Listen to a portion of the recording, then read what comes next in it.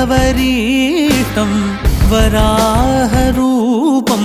दैववरीष्टं वरस्मितवदनं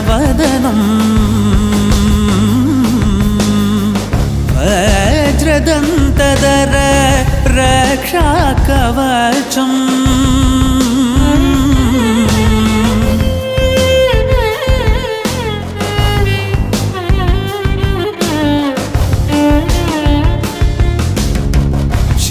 शिवसम्भूत भुवि संजात नम्बिदवगिम्बु कोडुवव